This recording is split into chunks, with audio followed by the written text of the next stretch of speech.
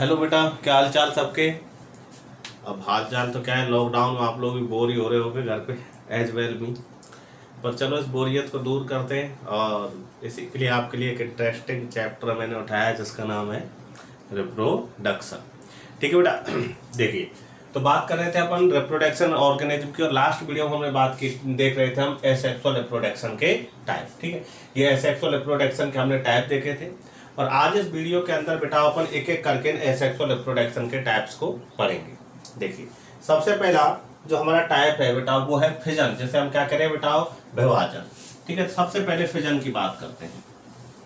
देखिए, इस फिजन के अंदर होता क्या है, यह तो आपको पता ही है कि एसेक्सुअल रिप्रोडक्शन में ऑर्गेनिज्म यानी कि पेरेंट्स कितने काम आने वाले बेटा, एक। ठीक है, तो इस फिजन के अंदर होता क्या है, इस फिजन में जो जीव होता है वो जीव अपने आप को, स्वयं को, जीव अपने आप को दो या दो से अधिक भागों में विभाजित कर लेता है।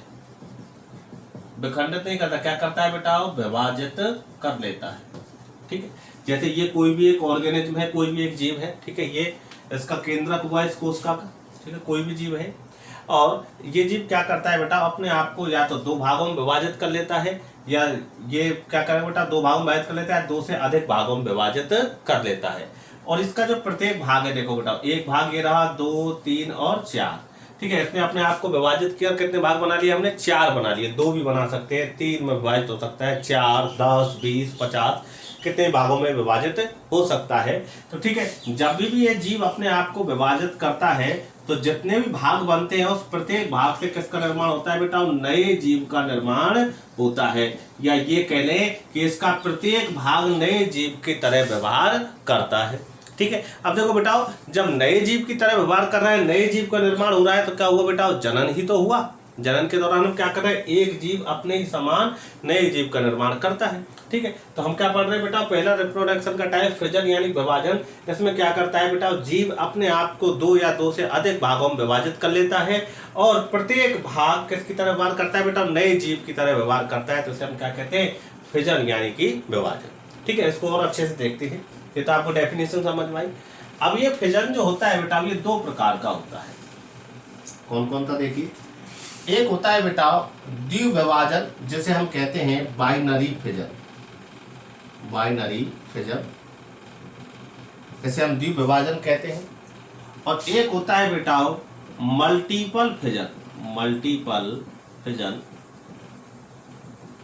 जिसे अपन बहुविभाजन कहते हैं। देखो, ये जो हमारे जो टर्म्स है ना, ये टर्म्स से घबराना नहीं है, इंग्लिश में लिख रही हैं, आपको इंग्लिश में ही आनी चाहिए। क्योंकि बेटा देखो, जब भी आप आगे जाओगे किसी अच्छी कोचिंग के अंदर, जब आप पढ़ोगे तो वहाँ पर ये जो टर्म्स होती हैं, सब टर्म्स कैसी आती हैं बेटा, इंग्लिश में ही आती हैं। ठीक है, और इंग्लिश में ही ज़्यादा इनका यूज होता है। ठीक है, तो आपको ये टर्म्स जो है वो इंग्लिश में याद करना जरूरी है।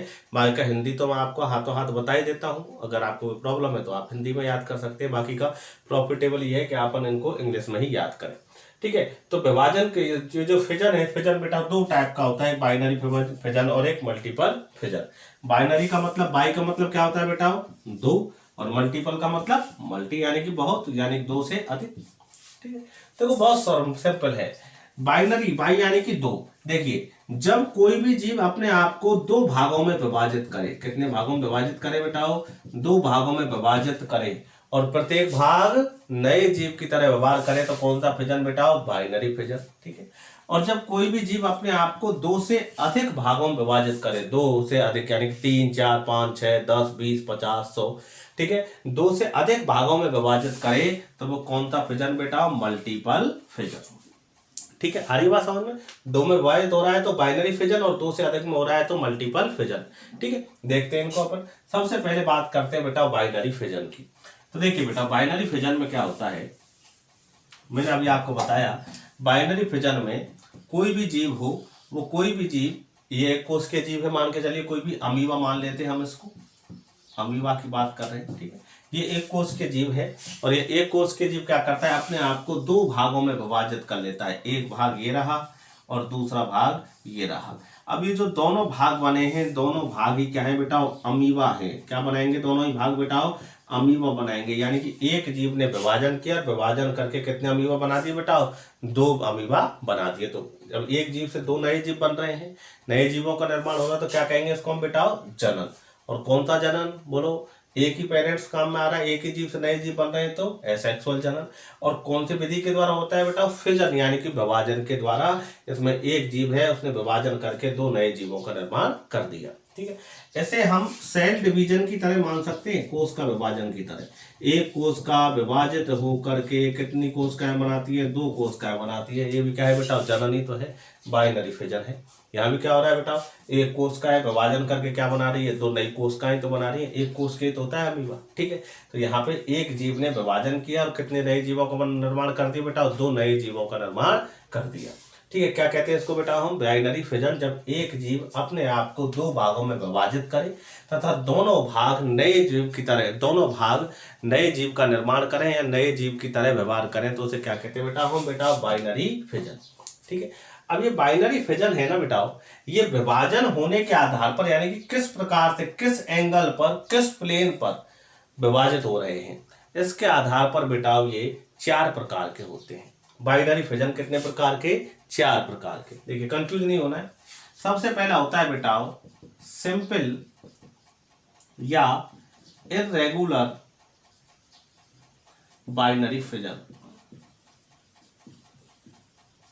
सिंपल या इर्रेगुलर बाइनरी फिजन, इसमें क्या होता है, सिंपल इर्रेगुलर यानी कि अनियमित, यानी कि अनियमित। इसमें क्या होता है बेटा, जो जीव है, कोई भी जीव है, ये कोष के जीव लिया हमने कोई भी, ठीक है, ये जीव जो है बेटा किसी भी एंगल से, कहीं से भी, ऐसे ऐसे ऐसे किसी भी तरह से अपने आप को विभाजित करके 2 नए जीवों का निर्माण कर देगा।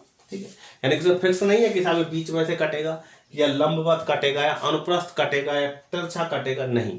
इसकी मर्जी आए उस एंगल से, उस प्लेन से 2 भागों में विभाजित होगा और दोनों भागों में विभाजित होकर 2 नए जीवों का निर्माण करेगा।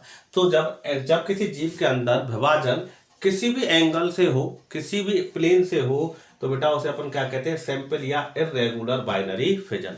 और इसका एग्जाम्पल है बेटा, ऐसा फिजन पाया जाता है अमीबा के अंदर। अमीबा के अंदर कोई भी फिक्स एंगल नहीं है कि उस तरह से वो 2 भागों में विभाजित होगा। दूसरा टाइप देखे बेटा बाइनरी फिजन का, तो दूसरा होता है बेटा लॉन्गिट्यूडनल बाइनरी फिजन, यानी कि अनुप्रस्थ लंबवत विभाजन। यानी कि अगर हम इसे कहें तो अनुप्रस्थ बाइनरी फिजन का मतलब द्विविभाजन, तो अनुप्रस्थ द्विविभाजन यानी कि लॉन्गिट्यूडनल बाइनरी फिजन। अनुप्रस्थ यानी कि खड़ा हुआ। तो देखो बेटा, जब कोई भी जीव, जब किसी जीव के अंदर इस बाइनरी फिजन की जो प्रक्रिया है वो लंबवत हो, कैसी हो बेटा, लंबवत यानी कि खड़ी। जैसे ये लंबवत है, तो ये लंबवत विभाजन हुआ और उसने कितने जीव बना देगा, 2 जीव बना देगा और दोनों जीव नए जीव की तरह व्यवहार करेंगे। ठीक है, तो जब किसी जीव के अंदर ये बाइनरी फिजन लंबवत हो, ठीक है, यानी कि लंबे रूप में ये 2 भागों में बढ़ जाए, तो इसे हम क्या कहते हैं बेटा, लॉन्गिट्यूडनल बाइनरी फिजन। और ये होता है बेटा एक तो अपन के युगलिना के अंदर, देखा होगा आपने युगलिना। ठीक है, तो युगलिना में कैसा होगा बेटा, अनुप्रस्थ यानी कि लंबवत होगा। ठीक है, एक होता है बेटा ये अपन का ट्रपेनोसोमा के अंदर।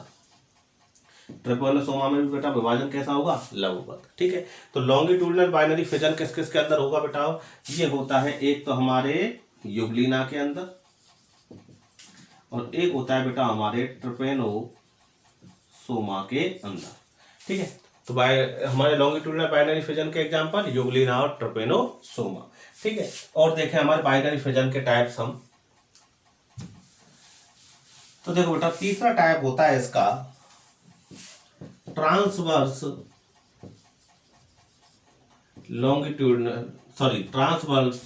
Binary fission. ठीक है, यानी कि अनुप्रस्थ द्विविभाजन। ट्रांसवर्स कैसा होता है बेटा, अनुप्रस्थ। ठीक है, तो देखो बेटा अनुप्रस्थ में क्या होता है, इसमें कोई भी जो जीव होता है वो अनुप्रस्थ रूप से, कैसे बेटा, अनुप्रस्थ रूप से बीच में से 2 भागों में विभाजित हो जाता है। आ रही बात समझ में, बीच में कितने भागों में विभाजित हो गए बेटा, 2 भागों में विभाजित होकर दोनों भाग क्या करेंगे, नए जीव की तरह व्यवहार करेंगे। ठीक है, तो जब ये 2 भागों में विभाजित हो जाता है, कैसे रूप से, ट्रांसवर्स रूप से होता है, तो हम क्या कहते हैं, ट्रांसवर्स बाइनरी फिजन। ठीक है, और ऐसा बाइनरी फिजन हमें देखने को मिलता है बेटा हमारे पैरामीशियम में। पैरामीशियम। ठीक है, देखा होगा आपने, इस तरह संरचना होती है, ये इसकी गंठ होती है और इसमें से क्या हो जाता है, यहाँ से बीच से ये पैरामीशियम दो भागों में विभाजित हो जाता है। ठीक है, और बेटा जो हमारे डायटम्स होते हैं, डायटम्स के अंदर ही बेटा हमें ट्रांसवर्स बाइनरी फिजन देखने को मिलता है। ठीक है, चौथा टाइप इसका हम देखें तो चौथा टाइप होता है बेटा इसका ऑब्लिक बाइनरी फिजन। अब ऑब्लिक का साइन तो आप सब जानते होंगे, तिरछा होता है ऑब्लिक, लगाते हैं ना, ये या एक्स या वाई ऐसा लिखते हैं ना, तो या लगाने के लिए क्या लगाते हैं, ऑब्लिक लगाते हैं ना। ऑब्लिक कैसा होता है बेटा, तिरछा होता है। तो ऑब्लिक बाइनरी फिजन में क्या होता है, जो कोई भी जीव होता है उस जीव के अंदर जो विभाजन होता है वो ऑब्लिक के रूप में होता है, तिरछा, या तो ऐसे हो जाए या ऐसे हो जाए। ठीक है, तो जब कोई भी जीव ऑब्लिक के रूप में यानी तिर्यक रूप में दो भागों में विभाजित हो और दोनों भाग नए जीव की तरह व्यवहार करें तो कौन सा टाइप हो जाएगा बेटा, ऑब्लिक बाइनरी फिजन। ठीक है, और ये पाया जाता है बेटा हमारे जो डाइनोफ्लैजिलेट्स होते हैं उनके अंदर। ठीक है, ये जो मैं आपको नाम बता रहा हूँ, amoeba, Euglena, Trypanosoma, paramecium, diatoms, dinoflagellates. ठीक है, या तो आपने ये पढ़ लिए होंगे बेटा क्लासिफिकेशन के अंदर। ठीक है, और देखो नहीं तो ये जो सारे जितने भी ऑर्गेनिज्म जीवों के नाम मैं यहाँ पर ले रहा हूँ, या पूरी बायोलॉजी के अंदर जितने भी जीवों के नाम लेंगे अपन, चाहे वो पादप हो, चाहे जंतु हो, चाहे सूक्ष्म जीव हो, तो ऑब्वियसली आपने देखे तो हुए तो होंगे नहीं है। ठीक है, तो आप क्या किया करो बेटा, गूगल तो सबके पास है ही है, गूगल के ऊपर इनका नाम डाला और आप एक बार इनकी संरचना देख लिया करो। ठीक है, तो देखो हमने देखा बेटा बाइनरी फिजन में क्या हो रहा है कि यहाँ पर जो जीव है वो अपने आप को दो भागों में विभाजित कर रहा है। वो कितने एंगल से कर सकता है, एक तो सिंपल या इरेगुलर बाइनरी फिजन, किसी भी एंगल से दो भागों में विभाजित हो जाए, example amoeba. Longitudinal binary fission यानी कि लंबवत रूप से दो भागों में विभाजित हो जाए, किस किस में होता है, यूग्लिना और ट्रिपेनोसोमा में। ठीक है, ट्रांसवर्स बाइनरी फिजन यानी अनुदैर्ध्य रूप से दो भागों में विभाजित हो जाए, किस किस के अंदर होता है बेटा, पैरामीशियम और डायटम्स के अंदर। ऑब्लिक के रूप में यानी तिर्यक रूप में, तिरछे रूप में दो भागों में विभाजित हो, किसके अंदर होता है बेटा, डाइनोफ्लैजिलेट्स के अंदर। आ रही बात समझ में। ठीक है, तो जब भी कोई जीव दो भागों में विभाजित होता है और प्रत्येक भाग बेटाओ एक नए जीव की तरह व्यवहार करते हैं तो क्या होता है बेटा, क्या कहते हैं उसे हम बेटाओ, बाइनरी फिजन यानी कि द्विविभाजन। ठीक है, अब द्विविभाजन मैंने आपको बता ही दिया किसकी तरह होता है, कोष का विभाजन की तरह होता है। अब कोष का विभाजन तरह होगा तो क्या होगा, देखो बेटा बाइनरी फिजन को एक बार फिर से देखो, ये मान के चलिए कोई कोष का है। ठीक है, तो क्या होता है कोष का विभाजन, सबसे पहले जो केंद्रक है, दो केंद्रकों का निर्माण होता है, केंद्रक विभाजन होता है। तो बाइनरी फिजन के अंदर कौन कौन सी स्टेज होंगी बेटा, केंद्रक विभाजन की प्रोसेस होगी। ठीक है, और जब दो केंद्रक बन जाते हैं कोष का विभाजन के दौरान, बिल्कुल सेम कोष का विभाजन जैसा प्रोसेस है, कौन, बाइनरी फिजन। तो जब दो केंद्रक बन जाते हैं तो होता क्या है, दोनों केंद्रक अलग अलग साइटोप्लाज्म के साथ दो अलग अलग कोशिकाएं बना लेते हैं। तो इसे हम क्या कहते हैं बेटाओ, कोशिका द्रव्य विभाजन। यही तो होता है कोष का विभाजन, पहले केंद्रक विभाजन होता है फिर कोशिका द्रव्य विभाजन होता है। ठीक है, तो बिल्कुल जैसे कोशिका के अंदर विभाजन होता है सेम वही प्रोसेस है किसकी, हमारे बाइनरी फिजन की, द्विविभाजन की। ये कोई जीव, इसके अंदर पहले दो केंद्रकों का निर्माण होगा, फिर ये दोनों केंद्रक अलग अलग कोशिकाओं का निर्माण कर देंगे और ये जो दोनों कोशिकाएं ये दोनों नए जीवों की तरह व्यवहार करेंगी। क्लियर, तो ये क्या हो गया बेटा हमारा बाइनरी फिजन। ठीक है, अब बाइनरी फिजन के बाद इस फिजन का दूसरा टाइप था बेटा कौन सा, मल्टीपल फिजन। ठीक है, मल्टीपल फिजन आपने अभी देखा था कैसे कहते हैं multiple fission, multiple fission.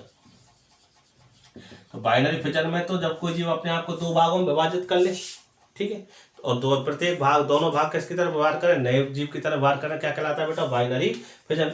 Multiple fission में क्या होगा, जब कोई भी जीव अपने आप को दो से अधिक, कितने भागों में बेटाओ, दो से अधिक भागों में विभाजित कर ले और दो से अधिक भागों में विभाजित करने के पश्चात जो प्रत्येक भाग है वो नए जीव की तरह व्यवहार करे तो क्या कहलाता है बेटा, मल्टीपल फिजन। जैसे मान के चलिए ये कोई भी एक जीव है, ये अपने आप को बेटा दो से अधिक भागों में विभाजित कर ले, 1 2 3 4 5 6 7 8, ठीक है, दो से अधिक भागों में अपने आप को विभाजित कर ले और प्रत्येक भाग जो है नए जीव का निर्माण करे या नए जीव की तरह व्यवहार करे तो इसे हम क्या कहते हैं बेटा, मल्टीपल फिजन। ठीक है, अब ये जो मल्टीपल फिजन है, ये मल्टीपल फिजन दो प्रकार का होता है। ठीक है, देखिए कौन कौन सा होता है दो प्रकार का, देखिए एक तो होता है बेटा एंसेस्टेंस, एंसेस्टेंस। ठीक, अभी देखेंगे क्या है दूसरा होता है बेटा हमारा मल्टीपल फिजन जो होता है वो होता है स्पोरुलेशन, एंसेस्टेंस और स्पोरुलेशन। देखिए क्या होते हैं एंसेस्टेंस और स्पोरुलेशन, ठीक है। मल्टीपल फिजन का यदि हम बहुत सरल से सरल एग्जांपल देखें तो वो होता है बेटा अमीबा, ठीक है। आपके मन में डाउट आ रहा होगा कि सर अभी तो आपने अमीबा बाइनरी फिजन में बताया, अभी आप बात कर रहे हो कि मल्टीपल फिजन के अंदर अमीबा बात कर रहे हैं। तो देखिए बेटा, जब अमीबा सामान्य परिस्थितियों में रहता है, यानी परिस्थितियां उसके अनुकूल रहती हैं, अनुकूल का मतलब ऐसी परिस्थितियां, ऐसी वातावरणीय परिस्थितियां जिनके अंदर अमीबा अपना जीवन यापन कर सके, तो वो आराम से अपना जीवन यापन व्यतीत करता है। और जब उसका आकार बढ़ जाता है, कोशिका ही तो है, एक कोशिका ही तो है, जब उसका आकार बढ़ जाता है तो वो क्या कर लेता है, विभाजन करके दो नए अमीबा बना लेता है। लेकिन जब ऐसी परिस्थिति आ जाए, यानी वातावरणीय परिस्थितियां जो हैं वो अमीबा के लिए कैसी हो जाए बेटा, प्रतिकूल हो जाएं। प्रतिकूल का मतलब वातावरणीय परिस्थितियां ऐसी हो जाएं जिनके अंदर अमीबा सरवाइव ना कर सके, जिनके अंदर अमीबा सरवाइव ना कर सके, यानी कि जिनके अंदर अमीबा जीवित ना रह सके, ठीक है। जैसे मान के चलिए अमीबा एक जलीय जीव है, ठीक है। मान के चलिए बहुत ज़्यादा गर्म मौसम आ गया, जिस जगह पर ये रहता है वहाँ से पानी खत्म हो गया, पानी नहीं है वहाँ पर, तो जलीय जीव है, कैसे जीवित रहेगा, ठीक है। या मान के चलिए कोई भी तालाब या कोई नदी के अंदर ये पाया जा रहा है, ठीक है, और वहाँ पर बर्फ़ जम गई, ठीक है, तब ये सर्वाइव कैसे करेगा, इसको भोजन कहाँ से मिले, आ रही बात समझ, ठीक है। आपने पढ़ा होगा छोटी क्लासों में, अमीबा जो है वो क्या करता है, भोजन को एंडोसाइटोसिस के तरह ग्रहण करता है। कोई भी भोज्य पदार्थ जाता रहता है तो उसको अपने अंदर ग्रहण कर लेता है और भोजन का ग्रहण करता है, ठीक है। लेकिन ऐसी प्रतिकूल परिस्थितियों में तो उसे भोजन मिलेगा ही नहीं, ठीक है, और ये सर्वाइव नहीं कर सकता है, ठीक है। तो जब भी अमीबा के पास कोई प्रतिकूल परिस्थिति आती है, प्रतिकूल परिस्थिति यानी कि ऐसी परिस्थितियां जिनके अंदर ये सर्वाइव ना कर सके, तो ऐसी परिस्थितियों के दौरान अमीबा क्या दर्शाता है बेटा, मल्टीपल फिजन दर्शाता है। क्या दर्शाता है बेटा, मल्टीपल फिजन, ठीक है। अब मल्टीपल फिजन बेटा दो प्रकार का है, एंसेस्टेंस और स्पोरुलेशन। देखिए एंसेस्टेंस में क्या होता है, सबसे पहले क्या होता है बेटा, ये अमीबा है, अमीबा का अगर हम जर्नली डायग्राम देखें तो, ठीक है, अमीबा है, ये इसका केंद्र, क्या पाए जाते हैं अमीबा में बेटा, कूटपाद पाए जाते हैं, जिन्हें हम क्या कहते हैं बेटा, स्यूडोस्पोर कहते हैं, नहीं कहते, सॉरी, जिन्हें हम कहते हैं स्यूडोपोर, कूटपाद जिन्हें हम कहते हैं, ठीक। स्यूडोपोर पाए जाते हैं बेटा, कूटपाद पाए जाते हैं इसके अंदर, ठीक है, और इन्हीं कूटपादों की सहायता से गति करता है, ठीक है बेटा। तो हमारा जो अमीबा है, ठीक है, जब भी अमीबा के पास कोई भी प्रतिकूल परिस्थिति आती है जिसके दौरान ये जीवित नहीं रहता है, तो ये क्या करता है, सबसे पहले इसके जो कूटपाद हैं उन कूटपादों को ये मिटा देता है, यानी कूटपादों को अपने शरीर से के अंदर सम्मिलित कर लेता है, कूटपादों का निर्माण बंद कर देता है। आपको पता होगा कि जो अमीबा है इसके अंदर कूटपाद बनते रहते हैं और बिगड़ते रहते हैं, ये तो आपको पता ही है। जिधर गति करनी होती है उसी तरफ ये क्या करता है, कूटपादों का निर्माण कर देता है, ठीक है। तो सबसे पहले जब भी प्रतिकूल परिस्थिति आती है तो अमीबा क्या करता है बेटा, अपने कूटपादों का निर्माण बंद कर देता है, और कूटपादों को अपने अंदर बंद करके ये क्या करता है, सबसे पहले गोलाकार हो जाता है। कैसा हो जाता है अमीबा बेटा, गोलाकार हो जाता है, एक कोशिका ही तो है, कूटपाद हटा दिए इसने, क्या होगा बेटा, गोलाकार हो जाता है, ठीक है। और गोलाकार होने के पश्चात क्या होता है बेटा, इसके ऊपर 3 परतीय एक भित्ति का निर्माण हो जाता है। कितनी परत बन गई बेटा उसके ऊपर, 3। तो क्या होगा बेटा, 3 परतीय भित्ति, 3 परतों नुमा एक भित्ति का निर्माण हो जाता है, और इस भित्ति को हम कहते हैं बेटा सिस्ट। क्या कहते हैं, सिस्ट। क्यों होता है ये निर्माण, इसलिए होता है क्योंकि जो अमीबा होता है बेटा वो निष्क्रिय हो जाता है और वातावरण का उसके ऊपर कोई प्रभाव नहीं पड़े, इसलिए उसके ऊपर क्या बन जाती है, सुरक्षात्मक परतें बन जाती हैं, जिन्हें हम क्या कहते हैं बेटा, सिस्ट कहते हैं, ठीक है। तो अमीबा था, प्रतिकूल परिस्थिति आई, कूटपाद हटाए अपने, गोलाकार हुआ और अपने ऊपर किसका निर्माण कर लिया बेटा, 3 परतों का, 3 परतीय संरचना का निर्माण कर लिया, जैसे अपन क्या कहते हैं, सिस्ट कहते हैं, ठीक है। अब सिस्ट कहते हैं तो होता क्या है, सिस्ट के अंदर इसका जो केंद्रक है, ये इसकी 3 परतें बेटा भार वाली सिस्ट की, ठीक है। इसका जो केंद्रक है, इसका केंद्रक बेटा मल्टीपल डिवीजन करता है। मल्टीपल डिवीजन का मतलब सामान्यतः केंद्रक जो है बेटा वो द्विविभाजन की प्रक्रिया दर्शाता है, यानी कि 2 भागों में विभाजित होता है। लेकिन यहाँ पर क्या होता है, यहाँ पर अमीबा का जो केंद्रक होता है तो अमीबा का केंद्रक बेटा मल्टीपल डिवीजन दर्शाता है, यानी कि एक केंद्रक से अनेकों केंद्रकों का निर्माण कर लेता है। ये बहुत सारे केंद्रक बन गए बेटा, एक केंद्रक से कई सारे केंद्रकों का निर्माण कर लेता है अंदर ही पड़ा प्रतिकूल परिस्थितियों में, ठीक है। और जब बेटा इसके अंदर ये अनेकों केंद्रकों का निर्माण हो जाता है तो क्या होता है, इन केंद्रकों के ऊपर साइटोप्लाज्म बेटा एकत्रित, कोशिका द्रव्य एकत्रित होने लग जाता है, और कोशिका द्रव्य जब इनके ऊपर एकत्रित हो जाता है तो इनके ऊपर बेटा झिल्लियों का निर्माण भी हो जाता है। प्रत्येक केंद्रक के ऊपर कोशिका द्रव्य इकट्ठा होगा और सबके ऊपर क्या हो जाएगा बेटा, इन झिल्लियों का निर्माण हो जाएगा, जिसे अपन क्या कहते हैं, सेल मेम्ब्रेन इसके हम कहते हैं, ठीक है। और ये यहाँ पर जो बेटा ये जो छोटे छोटे केंद्रक और कोशिका द्रव्य नुमा जो संरचना बनी है, ठीक है, इन केंद्रक और कोशिका द्रव्य नुमा छोटी छोटी संरचनाओं को अपन कहते हैं बेटा स्यूडो स्पोर। क्या बोलते हैं बेटा उनको अपन, स्यूडो स्पोर। क्यों कह रहे हैं, देखो स्यूडो स्पोर क्यों कह रहे हैं, क्योंकि स्पोर तो क्या होता है बेटा, बीजाणु होते हैं, ठीक है, जो इनके अंदर बन रहे हैं छोटे छोटे स्पोर बन रहे हैं, इसलिए हम उनको क्या कह रहे हैं, स्पोर। लेकिन स्यूडो क्यों कह रहे हैं इनको, तो देखो बेटा ये जो यहाँ पर छोटे छोटे स्पोर बन रहे हैं, इनमें क्या होता है बेटा, एक स्यूडोसाइट पाया जाता है, यानी कि इनके अंदर एक छोटा सा कूटपाद होता है। इसको बाहर बना के देखें अपन थोड़ा सा, तो इनको अंदर इनके ऊपर एक छोटा सा कूटपाद का निर्माण पाया जाता है, इसलिए कूटपाद को हम क्या कहते हैं बेटा, स्यूडो, ठीक है। क्या करें बेटा, स्यूडोपोड करें, तो कूटपाद के लिए तो हमने क्या करा दिया बेटा, स्यूडोपोड, ठीक है। और ये बीजाणु इसलिए हम इनको क्या करें बेटा, स्पोर। क्लियर। तो क्या होगा बेटा, इस सिस्ट के अंदर केंद्रक मल्टीपल डिवीजन करेगा, और मल्टीपल डिवीजन करने के बाद बहुत सारे केंद्रक बनेंगे। इन केंद्रकों के ऊपर कोशिका द्रव्य और कोशिका झिल्ली का निर्माण होगा, और एक एक कूटपाद का निर्माण भी होगा। तो इन्हें हम क्या बोल देंगे बेटा, यहाँ पर जो बनने वाली संरचनाएं इनको हम बोल देंगे बेटा स्यूडो स्पोर या स्यूडोपोडो स्पोर, ठीक है। तो स्यूडोपोडो स्पोर बन गए, ठीक है। अब देखिए होगा क्या, अभी प्रतिकूल परिस्थिति में है, ठीक है। अब ऐसा तो नहीं प्रतिकूल परिस्थिति इसके लिए हमेशा रहेंगी।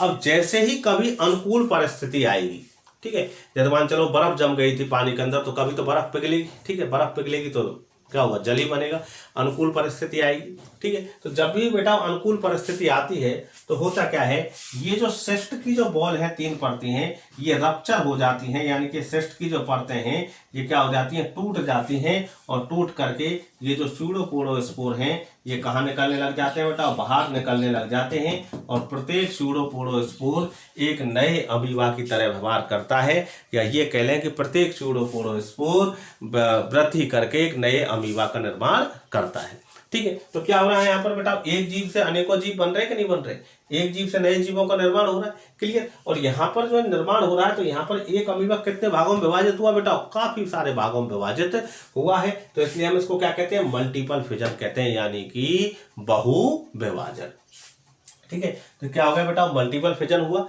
और इससे एक के साथ बेटा एक ही अमीबा से कई सारे अमीबाओं का निर्माण हुआ। क्या बोलते हैं बेटा इसको हम, एंसेस्टेंस। समझ में आया। फिर से देखिए, एक अमीबा होता है, ठीक है। अमीबा के पास जब भी कोई, ऐसा नहीं केवल अमीबा के अंदर होता है, और भी कई एग्जाम्पल है इसके, अपन बात करेंगे। जो हमारा अमीबा होता है, जब भी इसके पास प्रतिकूल परिस्थिति आती है तो क्या करता है, सबसे पहले गोलाकार हो जाता है, कूटपादों का निर्माण बंद कर देता है, और इसके ऊपर क्या बन जाती है बेटा, एक 3 परतीय परत बन जाती है, जिसे अपन क्या बोलते हैं बेटा, सिस्ट कहते हैं।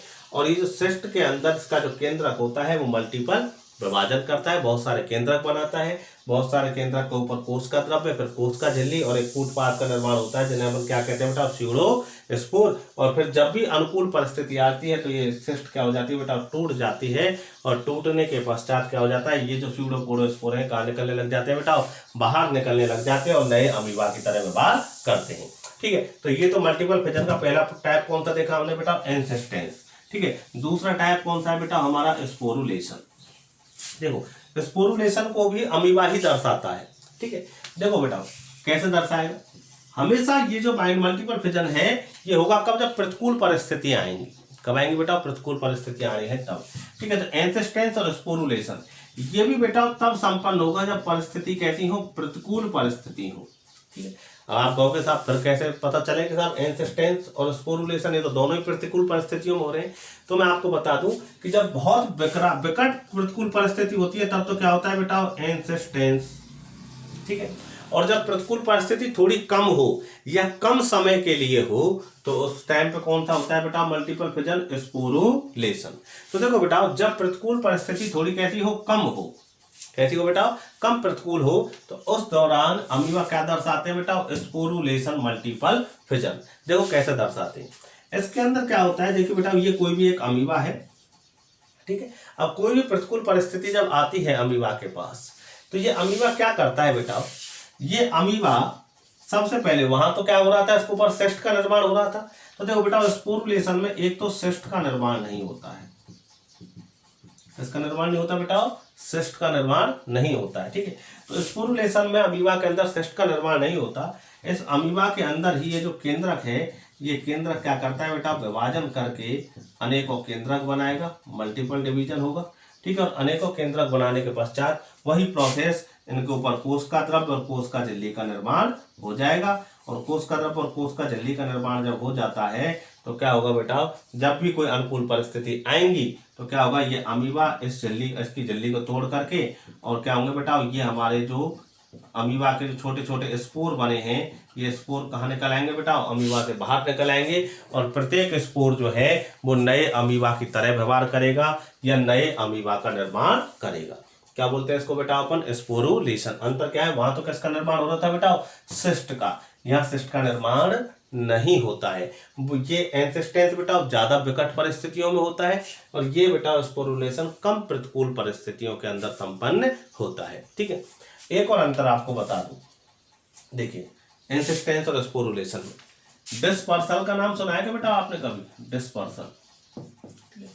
डिस्पर्सल का मतलब होता है बेटा प्रकीर्णन। प्रकीर्णन का मतलब यानी कि किसी भी जीव के जो बीज हैं या परागकण हैं, वो जब इधर उधर हवा के साथ उड़ करके जाते हैं, प्रकीर्णन आपने पढ़ा होगा छोटी क्लासों में कि जो हमारे परागकण होते हैं या बीज जो होते हैं वो पशुओं के साथ या पानी के साथ बह करके एक स्थान से दूसरे स्थान पर चले जाते हैं। तो फिर जब वे दूसरे स्थान पर जाते हैं तो वहां जाकर वो नए पादपों का निर्माण करते हैं, ऐसा आपने पढ़ा होगा कुछ, ठीक है। उसे हम क्या कहते हैं, डिस्पर्सल कहते हैं। तो देखो बेटा ये जो स्पोरुलेशन है ये तो बेटा डिस्पर्सल दर्शाता है, अभी बताऊंगा मैं और डिस्पर्सल को अच्छे से।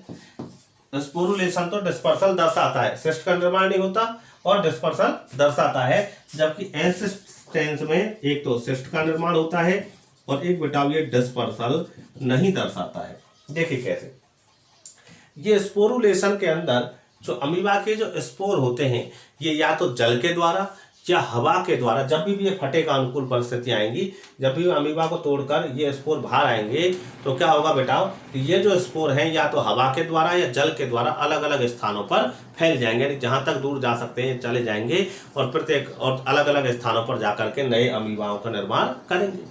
आ रही बात समझ, किसके अंदर, स्पोरुलेशन के अंदर। जबकि एंसिस्टेंस के अंदर बेटा डिस्पर्सल नहीं होता है, और डिस्पर्सल नहीं होता है तो यहाँ से एंसिस्टेंस के द्वारा जो अमीबा बन रहे थे वो केवल एक ही स्थान पर बनेंगे।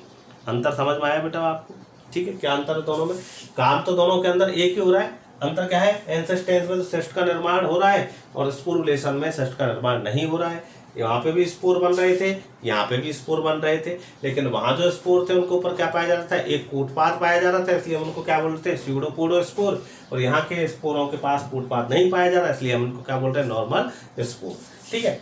एंसिस्टेंस डिस्पर्सल नहीं दर्शाता है, एक ही जगह पर अमीबा बनेंगे सारे, जबकि स्पोरुलेशन जो है वो डिस्पर्सल दर्शाता है। अमीबा बेटा हवा या जल के साथ इधर उधर निकल जाएंगे और अनेकों स्थानों पर अमीबा बनेंगे, ठीक है। तो ये था बेटा हमारा कौन, स्पर्म, सॉरी ये था हमारा मल्टीपल फिजन, ठीक है। अब देखिए ऐसी फिजन का एक और टाइप भी है बेटा, देखो ये समझ में आया होगा आपको, मल्टीपल फिजन, ठीक है। ये अमीबा में होता है, साथ के साथ प्लाज्मोडियम में भी होता है, प्लाज्मोडियम, ठीक है। प्लाज्मोडियम में हमारे सिलेबस में तो है नहीं है, बाकी का कभी हम और चाहेंगे तो इसके ऊपर डिस्कशन कर लेंगे, ठीक है। डिजीज के अंदर जब हम प्लाज्मोडियम की बात करेंगे, मलेरिया रोग की, तब हम इसे पढ़ेंगे, ठीक है। तो प्लाज्मोडियम में होता है, अमीबा के अंदर भी बेटा मल्टीपल फिजन होता है, ठीक है। अब इस फिजन के वैसे तो दो ही टाइप हैं, लेकिन एक तीसरा टाइप भी मैं आपको बताता हूँ। देखिए तीसरा टाइप क्या है, इस फिजन का तीसरा टाइप है बेटा प्लाज्मोटोमी। प्लाज्मोटोमी क्या है, प्लाज्मोटोमी में क्या होता है, देखो बेटा, जो हमारे मल्टीपल न्यूक्लिएटेड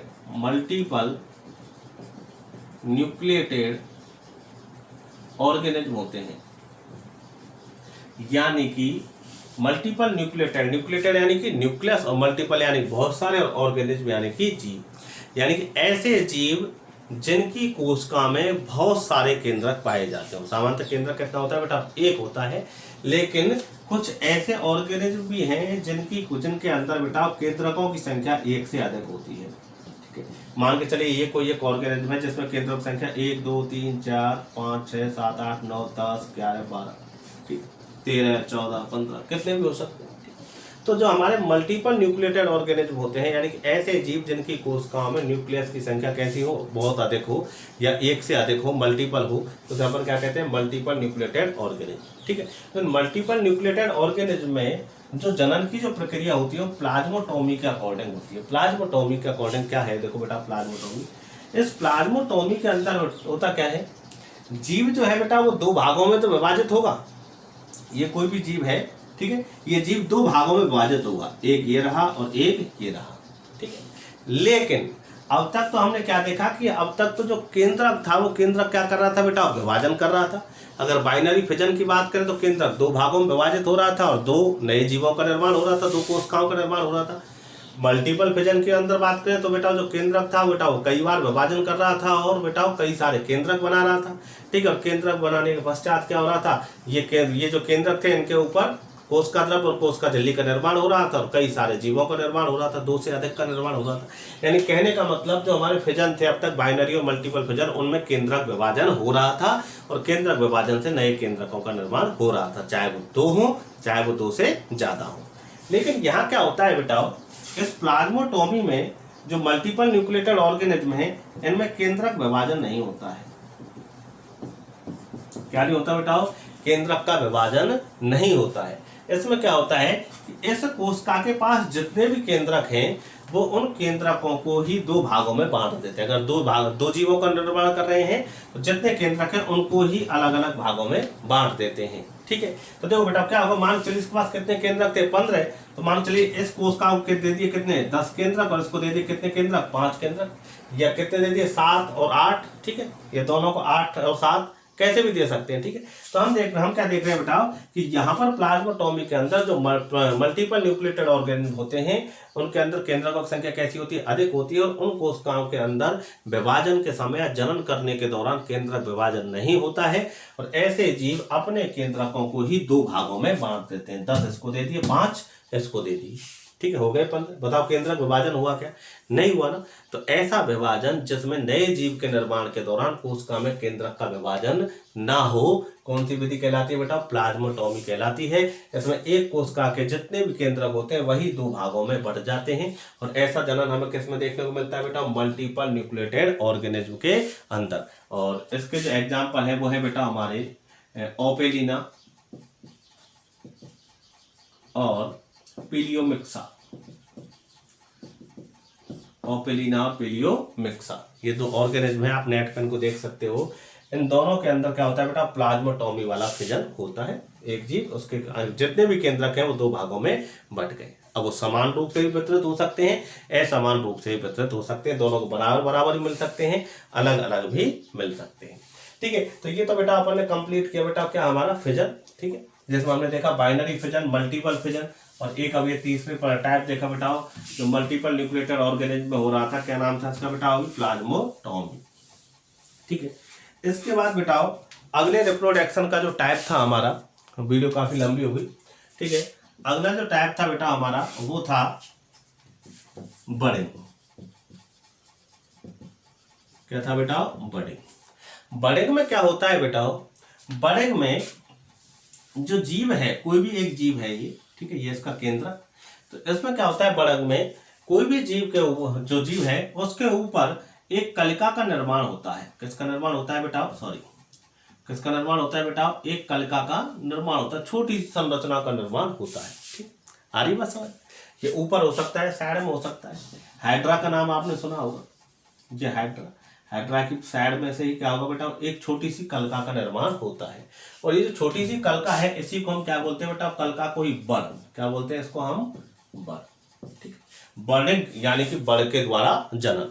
तो क्या होता है इसमें, बर्डिंग के दौरान इसमें जो जीव है बेटा, इन जीवों के ऊपर ही एक छोटी सी बड़ का निर्माण होता है।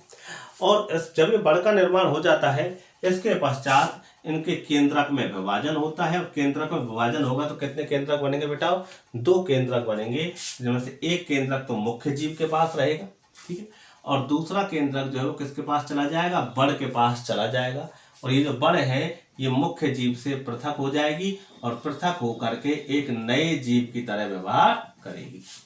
आ रही बात समझ में? नहीं आ रही?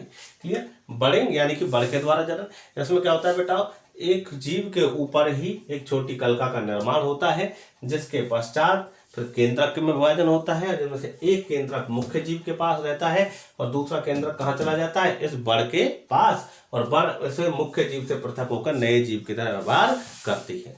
ठीक है, अब देखिए, अब तक हमने जो फिजन देखा था, फिजन के अंदर तो जो मुख्य जीव था, मुख्य जीव क्या हो जाता है बेटा? नष्ट हो जाता है। एक कोश का है, ठीक है, विभाजन कर लिया, कितनी कोश का बना ली? 2 कोश का है, बना ली, पुराना जीव तो खत्म, ठीक है। लेकिन इस बड़िंग के अंदर बेटा पुराना जीव नष्ट नहीं होता है, उस पुराने जीव से ही नए जीवों का निर्माण हो रहा है, ठीक है। इसके ऊपर बड़ लगी थी, बड़ केंद्रक का विभाजन हुआ, बड़ केंद्रक को लेकर कहाँ हो गई बेटा? पृथक हो गई, ठीक है। उस बड़ ने एक नया जीव बना लिया, जबकि ये मुख्य जीव जो है वो कैसा होता है? जीवित रहता है। आ रही बात समझ में? और इसके बड़िंग के जो उदाहरण होते हैं बेटा हमारे, किसके अंदर होता है ये बड़? समझ में आया? ये होता है बेटा हमारे यीस्ट के अंदर, ठीक है, हाइड्रा के अंदर। आ रही बात समझ में? और अगर हम बात करें स्पंजेज के अंदर, स्पंजेज होते हैं हमारे, उनके अंदर भी हमको ये देखने को मिलता है। ऐसे ये क्या है बेटा? हाइड्रा है, ठीक है। ऐसे ये हाइड्रा, हाइड्रा के अंदर क्या बनी बेटा? एक बड़ बनी, ठीक है, कलिका का निर्माण हुआ। इसके बाद इसका जो केंद्रक होगा, केंद्रक 2 भागों में विभाजित होगा, एक केंद्रक तो यहीं रह जाएगा, दूसरा केंद्रक कहाँ जाएगा? बड़ के अंदर, और ये बड़ यहाँ से पृथक होकर के अलग हो जाएगी, और ये बड़ क्या बनाएगी बेटा? नया जीव बनाएगी, यानी नए हाइड्रा का निर्माण करेगी, ठीक है। तो क्या बोलते हैं बेटा? इसको हम बड़े, ठीक है, जब जीव का निर्माण बड़ के द्वारा हो। कैसे होता है ये आपको समझ आया? आगे देखिए, अब ये जो बड़िंग जो है बेटा, ये 2 टाइप की है। एक होती है बेटा एक्सोजीनस, और दूसरी होती है बेटा एंडोजीनस। देखो, एक्सोजीनस, एक्सो का मतलब क्या होता है बेटा? बाहर। एंडो का मतलब क्या होता है? अंदर। एक्सो का मतलब बाहर, एंडो का मतलब अंदर। तो देखो बेटा, एक्सोजीनस, एक्सो यानी बाहर, यानी कि जो हमारी जो बड़ है, जो कलिका है, जब बड़ का निर्माण शरीर से बाहर हो। कहाँ हो बेटा? शरीर से बाहर, तो हम क्या कहते हैं बेटा? एक्सोजीनस बड़िंग। बनेगी तो बड़ ही, लेकिन कहाँ बने बेटा? जब शरीर से बाहर बने, जो ऑर्गेनिज्म है, जो जीव है, उसकी बॉडी के ऊपर बने या बॉडी से बाहर बने, तो हम उसे क्या कहते हैं? एक्सोजीनस बड़िंग। जैसे आपने देखा यीस्ट, यीस्ट के अंदर बड़ कहाँ बन रही थी बेटा? उसके ऊपर ही तो बन रही थी, अंदर बन रही है। ये यीस्ट है हमारा, ठीक है। यीस्ट के अंदर बन रही है क्या बड़? बताओ। या यीस्ट के अंदर कलिका बन रही है क्या? नहीं बन रही है ना। कहाँ बन रही है बेटा? बाहर बन रही है, ठीक है। और ये बाहर बनकर के यहाँ से पृथक होकर के नए जीव का निर्माण हो रही है, कर रही है, ठीक है। तो जब बड़ का निर्माण कहाँ हो बेटा? जीव के शरीर के बाहर हो या जीव के शरीर के ऊपर हो, तो इसे अपन क्या कहते हैं? एक्सोजीनस बड़िंग। ऐसे हाइड्रा के अंदर देखें, हाइड्रा के अंदर जो बड़ बन रही थी, कहाँ बन रही थी बेटा? शरीर के ऊपर ही तो बन रही थी, बाहर की तरफ, ठीक है। तो बेटा इसे भी हम क्या कहेंगे? एक्सोजीनस बड़िंग।